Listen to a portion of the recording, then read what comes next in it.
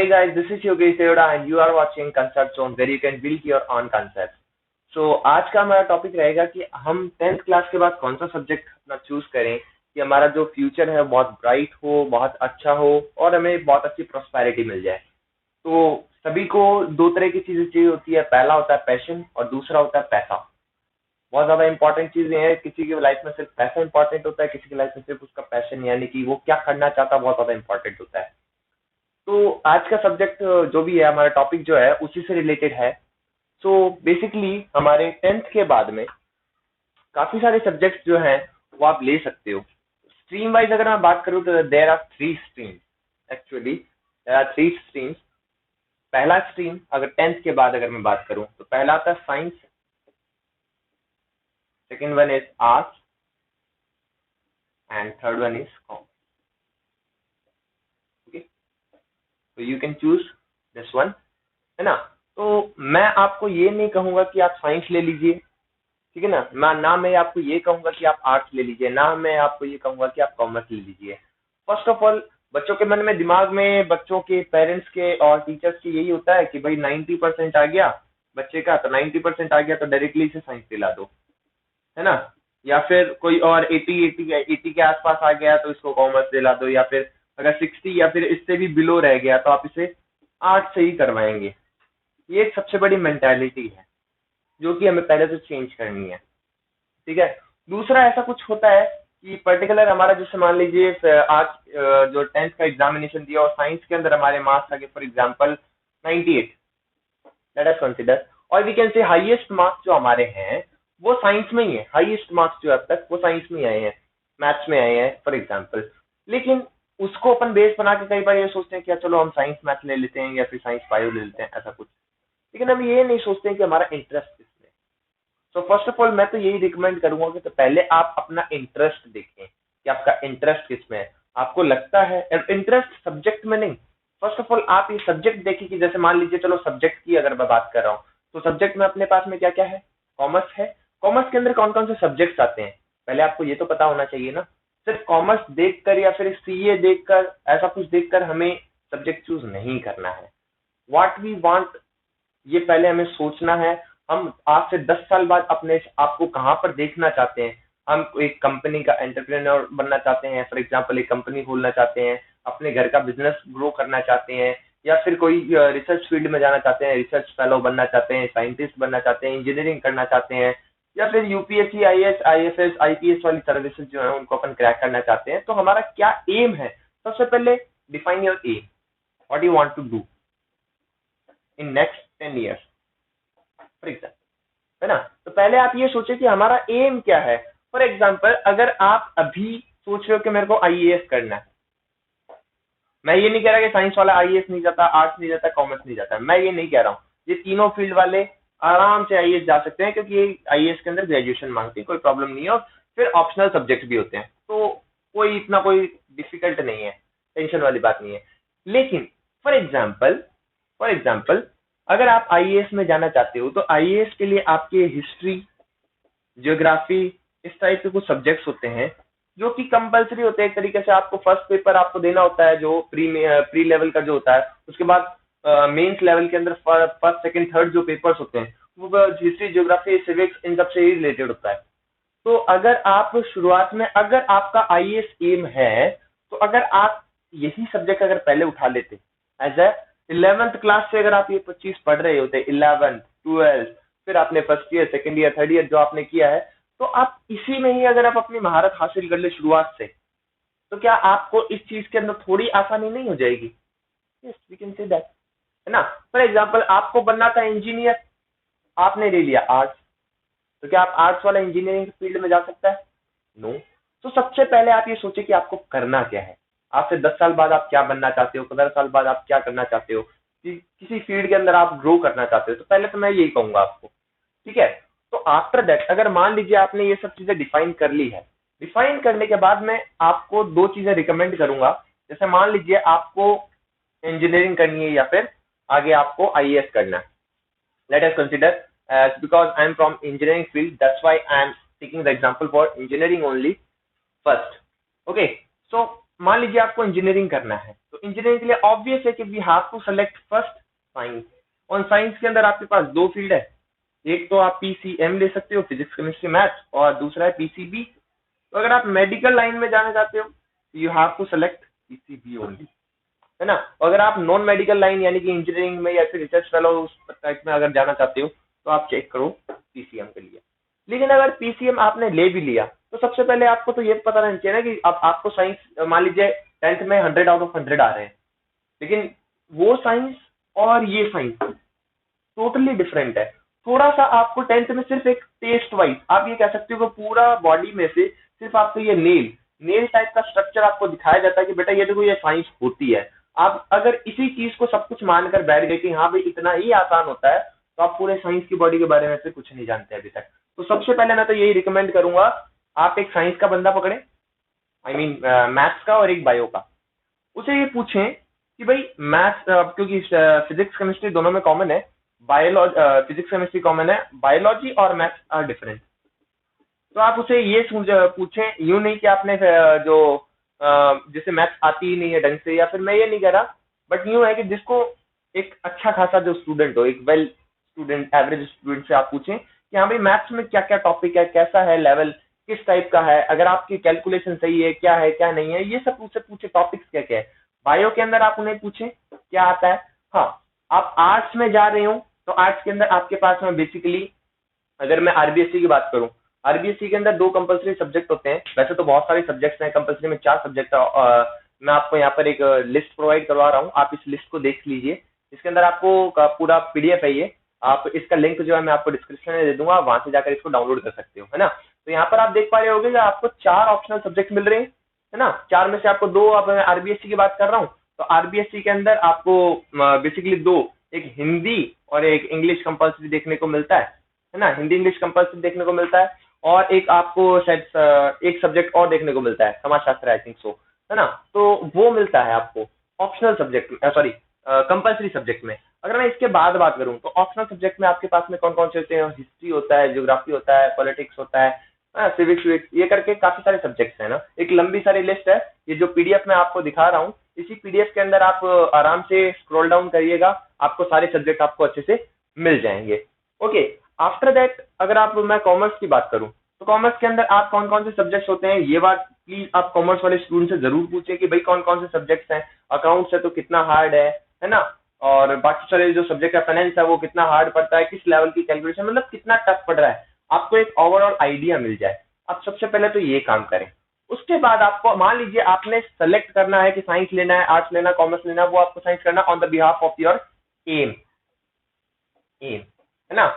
ये चीज आपने डिसाइड कर ली कि हाँ हमें अब लेना क्या है, अगर ये चीज सोच ली है तो अब आपको, मेरा काम यहाँ पर है सिर्फ स्कोप बताना कि आप उसके बाद में क्या क्या कर पाओगे। चलिए मैं आपको ये बता देता हूँ, मैं एक बार एग्जांपल ले रहा हूँ, सबसे पहले साइंस का एग्जांपल ले रहा हूँ मैं, है ना। साइंस के अंदर 2 फील्ड बताए, एक पीसीबी और पीसीएम, है ना। ये आपका पूरा मेडिकल लाइन है ना। मेडिकल लाइन के अंदर आप आराम से पूरा इसके अंदर आपका डिप्लोमा होता है ना। डिप्लोमा के बाद आप बीएससी कर सकते हो, है ना, बीएससी मेडिकल के अंदर, और उसके बाद में आप फर्दर जो है एमबीबीएस है उनकी तरफ बढ़ सकते हो आराम से। वो एक अलग पूरा मेडिकल फील्ड का है ना। अगर आप मेडिकल फील्ड में जाना चाहते हो तो आप अलग से, मैं इसके ऊपर एक अलग से वीडियो बना दूंगा पूरा कंप्लीट। पीसीएम में देखिए आप, जैसे पीसीएम के अंदर आप बीएससी कर सकते हो मैथ्स में और में, है ना। बीएससी के बाद में इसके अलावा अगर आप चाहो तो बीटेक कर सकते हो, है ना। इसके अलावा आप चाहो तो अलग से डिप्लोमा आता है। वैसे तो आप 10th क्लास के बाद भी डिप्लोमा कर सकते हो, लेकिन अगर आप चाहो तो 12th के बाद भी डिप्लोमा होता है, आप 12th के साथ बाद भी डिप्लोमा कर सकते हो, कोई प्रॉब्लम नहीं है। इसके अलावा आप साइंस वाले हो, पीसीएम ऑब्वियस है, तो आप बीसीए कर सकते हो, बैचलर ऑफ कंप्यूटर एप्लीकेशन, है ना। तो बीएससी करने से क्या फायदा है, मैं पहले आपको यही बता दूं। बीएससी करने से पहली बात तो आपका नॉर्मल ग्रेजुएशन है ना। तो उसके बाद आप काफी सारे कंपटीशन एग्जामिनेशन है, कंपटीशन एग्जामिनेशन कोई भी हो, सभी क्या मांगते हैं, ग्रेजुएशन मांगते हैं। तो ग्रेजुएशन वाले सारे लेवल के एग्जामिनेशन आप दे सकते हो आराम से, है ना। बीएससी करने के बाद में आप आराम से अपना जो टीचिंग फील्ड के अंदर लाइन में अगर जाना है तो आप उस लाइन को चूज कर सकते हो आराम से, है ना। बीएड करने के बाद आप टीचिंग फील्ड में जा सकते हो आराम से। बीटेक अगर आप मान लीजिए इंजीनियरिंग के फील्ड में जाना चाहते हैं, आप फॉर एग्जांपल पीएसक्यूज को यानी कि पब्लिक सेक्टर अंडरटेकिंग्स को अगर आप वहां पर काम करना चाहते हैं, वहां के एम्प्लॉय बनना चाहते हैं, काफी अच्छी मतलब जो फैसिलिटीज हैं उनको अगर ग्रो करना चाहते हैं, उसको ग्रैब करना चाहते हैं, तो आप इंजीनियरिंग फील्ड में जा सकते हैं। इंजीनियरिंग फील्ड के अंदर आपको इलेक्ट्रिकल इंजीनियरिंग, मैकेनिकल, ऐसे करके कुछ लगभग लगभग बहुत सारी है वैसे तो, अप्रॉक्स 50 से ज्यादा ब्रांचेस हैं जहां पर आप इंजीनियरिंग कर सकते हो, जिसके लिए आपको 10th के बाद में 11th और 12th पीसीएम से करना पड़ेगा। उसके बाद आपको आईआईटी और डायरेक्टली आप एग्जाम देकर आईआईटी के थ्रू, या फिर अगर आप गवर्नमेंट प्राइवेट कॉलेजेस में डायरेक्ट एडमिशन लेना चाहते हैं तो डायरेक्ट एडमिशन भी हो जाता है, कोई प्रॉब्लम नहीं है ना। तो आप यहाँ से बीटेक कर सकते हो, और बीटेक करने के बाद में आपके पास में अपॉर्चुनिटीज कौन कौन सी रह जाती है, मैं आपको यही बता देता हूँ। दो ऑप्शन है, एक तो है GATE, graduate aptitude test for engineering, जिसके थ्रू आप पीएसयू के अंदर सेलेक्ट हो गए, है ना। पीएसयू जैसे आपका बार्क होगा, भाभा एटॉमिक रिसर्च सेंटर हो गया, आईओसीएल हो गया, बीपीसीएल हो गया, है ना, एनटीपीसी हो गया, जहाँ पर अपना जो थर्मल पावर कॉर्पोरेशन अपना, है ना। इसके अलावा अगर बीपीएल तो अगर मैं बात करूं तो वहां पर जा सकते हो। तो काफी सारे पीएसयूज है जहां पर आप आराम से काम कर सकते हो। इसके अलावा दूसरा है आईईएस और आईएफएस, ये वाले कुछ मतलब sorry IES field, Indian engineering service, आप ईएससी भी बोलते हैं इसको। अगर आप इस फील्ड में जाना चाहते हो तो आराम से इस फील्ड में चले जाएं, है ना, जहां पर आपको आईएएस की रैंकिंग का जो ऑफिसर होता है वो आराम से वो पोस्ट मिल जाएगी, है ना। तो ये तो बात हो गई इनकी। डिप्लोमा करने का क्या फायदा है, डिप्लोमा बेस पर आपको इंजीनियरिंग फील्ड की लगभग जो बी ग्रेड सी ग्रेड की पोस्ट है वो आराम से मिल जाएगी, कोई प्रॉब्लम नहीं होगी। यहाँ से आप जेईएन का फील्ड भी चूज कर सकते हो, आपको स्टेट जेईएन या फिर आरआरबी जेईएन वो सब मिल जाएगा, यानी कि गवर्नमेंट जॉब का पूरा अच्छा खासा इसके अंदर स्कोप है। और इसके अलावा अगर मैं डिप्लोमा की बात करूं तो इसमें भी काफी सारी चीजें हैं, आप इलेक्ट्रिकल में कर सकते हो, मैकेनिकल में कर सकते हो, मतलब जो फील्ड मैंने यहाँ पर जो ब्रांचेस मैंने बताई लगभग वो वैसी ही कुछ ब्रांचेस आपको डिप्लोमा में देखने को मिल जाएगी। बीसीए क्या है, बीसीए कंप्यूटर एप्लीकेशन, मतलब कंप्यूटर से रिलेटेड का एक पूरा स्कोप है। आप अगर कंप्यूटर लाइन में जाना चाहते हैं, अगर सॉफ्टवेयर इंजीनियर बनना चाहते हैं, कुछ मतलब डेवलपिंग करना चाहते हैं, ऐप डेवलपर बनना चाहते हैं, वेबसाइट डेवलपर अगर बनना चाहते हैं, तो आप क्या कर सकते हो, बीसीए लाइन के अंदर जा सकते हो, कोई प्रॉब्लम नहीं है। इसके अंदर आप आगे एमसीए कंटिन्यू करके आप इस साइंस की फील्ड को मतलब ग्रो कर सकते हो, ठीक है ना। अगर मैं बात करूं कॉमर्स की, आर्ट्स की पहले मैं अपन बात कर लेते हैं, पहले छोटा सा कॉमर्स लाइन लास्ट में ले लेंगे। आर्ट्स के अंदर क्या है ना, पहला आप बीए कर लो, है ना। बीए के अंदर आप आर्ट्स में लेने के बाद में अगर जब 11th 12th करने के बाद आप बीए कर सकते हो। बीए के अंदर आप ये नॉर्मल ग्रेजुएशन है ना, ग्रेजुएशन के बिहाफ पर आप एनी कंपटीशन एग्जामिनेशन दे सकते हो, है ना। बैंकिंग फील्ड के अंदर आप चाहो तो बैंकिंग के एग्जाम आराम से दे सकते हो, कोई प्रॉब्लम वाली बात नहीं, क्योंकि ग्रेजुएशन मांगते हैं, कंपटीशन एग्जामिनेशन सारे ग्रेजुएशन मांगते हैं, है ना। तो कुछ स्पेसिफाइड जॉब्स है वहां पर स्पेसिफिकेशन चाहिए होता है, बाकी सब नॉर्मल वाले के अंदर ये, जैसे एनी कंपटीशन के अंदर एसएससी हो गया, बैंकिंग हो गया, ये सब आप एग्जाम दे सकते हो। इसके अलावा आप आईएएस फील्ड के अंदर जा सकते हो, जिसके अंदर मैंने आपको अलग से बताया ही था अभी कि भाई बहुत सारे जो सब्जेक्ट्स हैं वो आईएएस के, वो आपको आर्ट्स वाले फील्ड के अंदर काफी अच्छे से मिल जाएंगे। तो अगर आपकी जो पकड़ है शुरुआत में अगर अच्छी हो जाती है तो आप यहाँ अपना करियर आराम से बना सकते हो। आफ्टर दैट अगर मैं बात करूं, इसके अंदर आप टीचिंग फील्ड को भी ज्वाइन कर सकते हो, है ना। टीचिंग फील्ड के लिए भी आपको मिल जाएगा, जिसके अंदर आपको क्या करना पड़ेगी, बीएड करनी पड़ती है, सेकंड ग्रेड फर्स्ट ग्रेड वाला, वो आप सीन है जो पूरा टीचिंग फील्ड में अगर जाना चाहते हो तो gradually you will understand. But मैं आपको जस्ट एक बार बताने की कोशिश कर रहा हूँ कि आपका स्कोप क्या क्या हो सकता है ना। तो आप ये कर सकते हो। इसके अलावा आप बीए के अंदर, बीए के बाद अगर मैं बीए के अंदर ही अगर मैं सब्जेक्ट बताऊं तो अगर आप एग्रीकल्चर ले सकते हो, है ना। एग्रीकल्चर से कोई मान लीजिए अगर है फील्ड में, अगर घर में काफी सारा है, खेत वेत है, तो उससे रिलेटेड अगर आप चाहो तो उस फील्ड के अंदर अगर आप स्पेशलाइजेशन आप चाहते हो तो आप एग्रीकल्चर चूज कर सकते हो, है ना। तो there are some streams which you can choose. और अगर मैं इसके बाद में बात करूं कॉमर्स की, कॉमर्स के अंदर क्या क्या है, कॉमर्स के अंदर काफी लोगों ने सुना होगा सीए।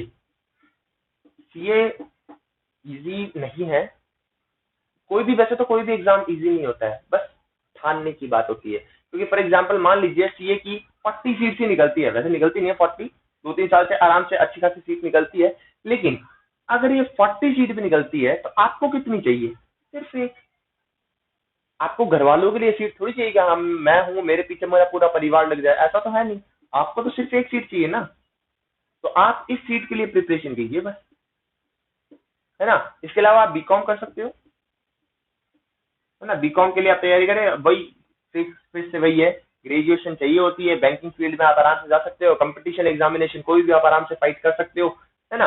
उसके अलावा आप एक अच्छा स्कोप है होटल मैनेजमेंट का, होटल मैनेजमेंट का आप इसकी तरफ भी देख सकते हो। होटल मैनेजमेंट का एक तरीके से डिग्री और डिप्लोमा दोनों होता है उसमें। अब यूं नहीं है कि इसके अंदर सिर्फ होटल के अंदर खाना वाना बनाना ही होता हो गया, या फिर अपना जो बेसिक है मैनेजमेंट के लिए सर्वेंट वर्वेंट, ऐसा कुछ भी नहीं है। काफी अच्छी क्लाइंट से डीलिंग के लिए और के लिए मैनेजिंग के लिए मैनेजर्स के लिए काफी अच्छा स्कोप है इस लाइन के अंदर। तो आप चाहो तो इस लाइन के अंदर जा सकते हो। डिग्री एंड डिप्लोमा दोनों अवेलेबल है इसके अंदर, डिग्री एंड डिप्लोमा दोनों अवेलेबल है इसके अंदर। तो आप यहाँ से इस चीज को भी देख सकते हो। ओके, तो ये कुछ फील्ड्स थे जिसके अंदर आप आगे अपना कैरियर बना सकते हो। तो अभी मैं आपको फिर भी जाते जाते एक ही बात कहूंगा, प्लीज सबसे पहले आप अपना एम डिसाइड करें कि आपका एम क्या है। जब तक आपका एम, और दूसरी बात आपका इंटरेस्ट, ये बहुत इंपॉर्टेंट है ना। मैं ये नहीं कहूंगा कि मार्क्स मैटर नहीं करते, मार्क्स मैटर कब करते हैं, जब आपका इंटरेस्ट होगा तभी तो आपका मार्क्स आए होंगे, ये भी एक चीज है ना। लेकिन इंटरेस्ट इन द सेंस आपका फाइनल इंटरेस्ट किसमें, कि आप आज से 10 साल बाद क्या करना चाहते हैं। फॉर एग्जाम्पल अगर मैं बात करूं, मेरा एक दोस्त है, उसका छोटा भाई, उसने एग्जाम जब दिया, 10th का एग्जाम दिया, 10th का एग्जाम देने के बाद में जब उसने रिजल्ट आया उसका, तो उसके अंदर साइंस के अंदर उसके मार्क्स आ गए थे 97, 97। उसने सोचा बहुत अच्छा है, 97 मार्क्स है साइंस के अंदर, बढ़िया, साइंस मैथ लो। साइंस मैथ ले लिया, साइंस मैथ लेने के बाद में पीसीएम ले लिया, पीसीएम लेने के बाद में उसने 11th 12th कर, 11th 12th के अंदर 11th में तो ठीक ठाक कर लिया, कि मतलब 55-56% के आसपास से पास हो गया। आफ्टर दैट 12th के अंदर आते हुए डायरेक्टली हो गया फेल। तो अब आप खुद सोचो कि 97% वाला पर्सन डायरेक्टली फेल कैसे हो सकता है। मेरे खुद के साथ के जो स्टूडेंट्स हैं, काफी अच्छे 11th 12th के अंदर काफी अच्छी मेरिट वाले स्टूडेंट्स, जो जहां से मैंने इंजीनियरिंग करी, मेरे खुद के फ्रेंड्स जो हैं, उन्होंने ये बात बताई मेरे को, उनके खुद के 92% 12th के अंदर है। 92% वाला पर्सेंट डायरेक्टली मेरिट वाला, ये मेरिट वाला स्टूडेंट डायरेक्टली फर्स्ट सेमेस्टर के अंदर 4 back, first semester 4 back, 4 back मतलब 4 सब्जेक्ट में, 6 में से 4 में फेल। तो आप खुद सोच सकते हो कि सिर्फ डायरेक्टली मार्क्स मैटर नहीं करता है, आपका इंटरेस्ट भी होना चाहिए उस चीज में। जब तक इंटरेस्ट नहीं होगा आप उस चीज को अच्छे से लोगे नहीं। समझ पा रहे हो बात को। सबसे पहले इंटरेस्ट ढूंढो, इंटरेस्ट के बाद में आपको लग रहा है कि हाँ मेरे को आगे इंजीनियरिंग ही करनी है, इंजीनियरिंग के बाद में आप इंजीनियरिंग फील्ड में जाने के लिए आपको क्या बेसिक क्राइटेरिया आपको चाहिए। आपका साइंस अच्छा होना चाहिए, आपका मैथ्स अच्छा होना चाहिए, आपका इंटरेस्ट होना चाहिए, आपको समझ में आना चाहिए कि हाँ भाई पीसीएम अगर मैं ले रहा हूँ, फिजिक्स ले रहा हूँ, तो उसके अंदर मेरे को क्या बेसिक इलेक्ट्रोस्टैटिक समझ में आ रही है ना। क्या आपका उसमें इंटरेस्ट है, क्या आप उसके बाद में आगे कुछ जो सब्जेक्ट काइनेमेटिक्स है, काइनेटिक्स है, उसके साथ डील कर पा रहे हो, क्या आप मैग्नेटिक फील्ड के साथ डील कर पा रहे हो, क्या आप मैथ्स के साथ कंपैटिबल हो, क्या ये इतनी चीजें हैं आपके साथ में। हाँ, अगर कोई पर्सन, मैं आपको अलग से बता दूं, है ना, अगर कोई पर्सन है वो चाहता है कि मैं आर्ट्स लूं, subject as a subject arts लूं, ऑप्शनल सब्जेक्ट में अगर वो चाहता है कि मेरी कैलकुलेशन अच्छी रहे, तो maths as a optional subject available है। प्लीज गौर कर लें इस बात को, maths as a optional subject आपको मिल जाएगा। आप चाहो तो maths as a optional subject ले सकते हो, कोई प्रॉब्लम नहीं है, ठीक है ना। दूसरी बात, जैसे फॉर एग्जांपल मैं टीचिंग फील्ड वालों के लिए मतलब ये नहीं कह रहा कि आप यही करें, है ना। टीचिंग फील्ड वाले अगर चाहें तो टीचिंग फील्ड के लिए जैसे मान लो आप आगे जाके बीएड करने वाले हो, है ना, बीएड करोगे, बीए करोगे, बीएड करोगे, उसके बाद आप डायरेक्टली अपना कैरियर बनाओगे, तो मेरा कुछ सजेशन है। जैसे हिस्ट्री, ज्योग्राफी, पॉलिटिक्स, ये कुछ सब्जेक्ट ऐसे हैं जो हर दूसरे से तीसरा बंदा लेता है आर्ट्स में, but there are some subject, है ना, कुछ ऐसे सब्जेक्ट्स हैं वो बहुत कम पर्सन लेते हैं। For example, for a star mark, Sanskrit.